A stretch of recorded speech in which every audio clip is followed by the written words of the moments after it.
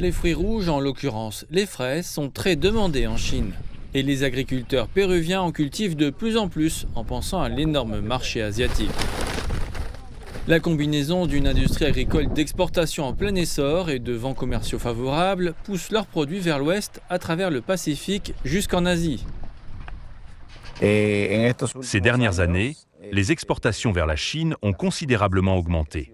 Elles continuent de croître, car nous bénéficions désormais non seulement des conditions du nouvel accord de libre-échange, mais aussi d'un mégaport situé à 10 à 15 minutes qui facilite les opérations logistiques. Pour nous, agriculteurs, cela représente une économie. Et cette économie se traduit par une augmentation de nos revenus, ce qui est vraiment bien.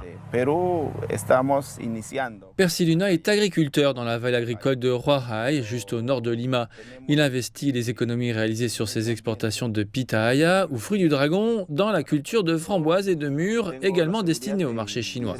L'exportation est plus facile et moins coûteuse grâce à la proximité du mégaport de Changsha, un projet de 1,3 milliard de dollars détenu majoritairement par le géant chinois du transport maritime COSCO. Inauguré fin 2024, ce port entièrement automatisé dispose d'une liaison directe avec Shanghai, ce qui réduit le temps de transit de près des 2/3. Le port de Changsha offre non seulement un temps de transport plus court à travers l'océan Pacifique vers l'Asie, mais il répond également spécifiquement aux besoins de ce que le Pérou appelle les exportations non traditionnelles, notamment les avocats, les raisins et les myrtilles, qui sont de plus en plus populaires auprès du public chinois.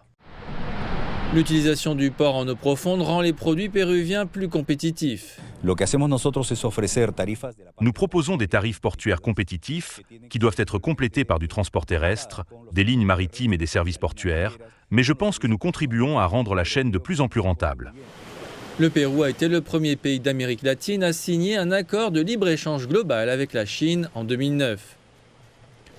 Cet accord a été renouvelé et amélioré lorsque le Pérou a accueilli la réunion des dirigeants économiques de la coopération économique pour l'Asie-Pacifique en novembre dernier.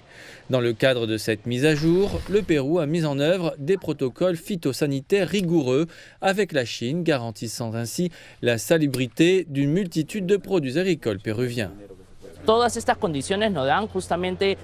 Toutes ces conditions font de la Chine un marché dont nous pouvons tirer beaucoup plus de parti. L'écart n'est pas très grand. Nous avons des produits de haute qualité. Nous ouvrons de nouveaux marchés, par exemple pour les noix de pécan, et un protocole sanitaire a récemment été signé pour nos fruits surgelés de haute qualité. Le marché péruvien devient de plus en plus attractif pour la Chine. Outre les noix de pécan, les myrtilles, les mangues et les avocats congelés ont également obtenu l'accès à l'immense marché asiatique. Pour l'instant, les exportations agricoles du Pérou vers la Chine ne représentent qu'une fraction de celles vers les États-Unis et l'Europe, mais avec le renouvellement de l'accord, les conditions sont réunies pour que cela change.